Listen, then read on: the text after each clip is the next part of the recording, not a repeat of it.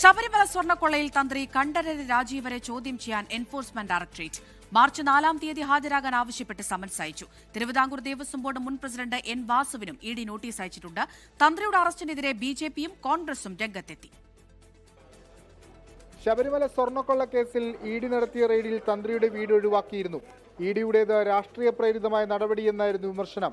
ഇതിന് പിന്നാലെയാണ് തന്ത്രിയെ ചോദ്യം ചെയ്യാനുള്ള തീരുമാനത്തിലേക്ക് ഇഡി എത്തിയത്.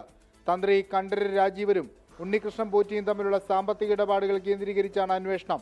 2019-2025 കാലയളവിലുള്ള തന്ത്രിയുടെ സ്വത്ത് സമ്പാദനവും പരിശോധിക്കുന്നുണ്ട്. തിരുവിതാംകൂർ ദേവസ്വം ബോർഡ് മുൻ പ്രസിഡന്റ് എൻ വാസുവിനോട് അടുത്തയാഴ്ച ഹാജരാകാനാണ് ഇഡി നിർദ്ദേശിച്ചിരിക്കുന്നത്. തന്ത്രിയുടെ അറസ്റ്റിനെതിരെ ബിജെപിയും കോൺഗ്രസും രംഗത്തെത്തി. അറസ്റ്റിൽ ഗൂഢാലോചനയുണ്ടെന്ന് പ്രതിപക്ഷ നേതാവ് വി ഡി സതീശൻ. ഏത് തരത്തിലുള്ള പങ്കാളിത്തമാണ് ശബരിമലയിലെ സ്വർണ്ണ കവർച്ചയുമായി തന്ത്രിക്കുള്ളത് എന്ന് SIT പൊതുസമൂഹത്തെ ബോധ്യപ്പെടുത്തേണ്ട ആവശ്യമുണ്ട്. CPM-നെതിരായി എല്ലാ ആക്ഷേപങ്ങളും വന്നപ്പോൾ അതിൽ നിന്ന് വഴി തിരിക്കുന്നതിന് വേണ്ടി മനഃപൂർവ്വമായി തന്ത്രിയെ അറസ്റ്റ് ചെയ്താണോ എന്ന് സംശയിക്കേണ്ട സ്ഥിതിയാണ്.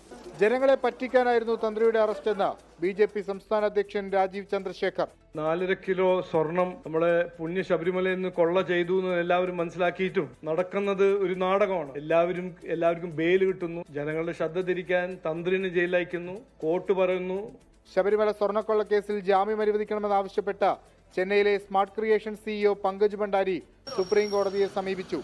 കുറ്റകൃത്യത്തിൽ പങ്കില്ലെന്നും നിയമവിരുദ്ധമായാണ് തന്നെ അറസ്റ്റ് ചെയ്തിരിക്കുന്നതെന്നും പങ്കജ് ഭണ്ഡാരി ഹർജിയിൽ പറയുന്നു. 24 കൊച്ചി. ലോകത്തെവിടെയായാലും ഏത് സമയത്തും 24 വാർത്തകളും ഓഗ്മെന്റഡ് റിയാലിറ്റി പാക്കേജുകളും എക്സ്പ്ലെയിനറുകളും വിശദമായി കാണാൻ ഞങ്ങളുടെ YouTube ചാനൽ നിങ്ങൾക്ക് സബ്സ്ക്രൈബ് ചെയ്യാം.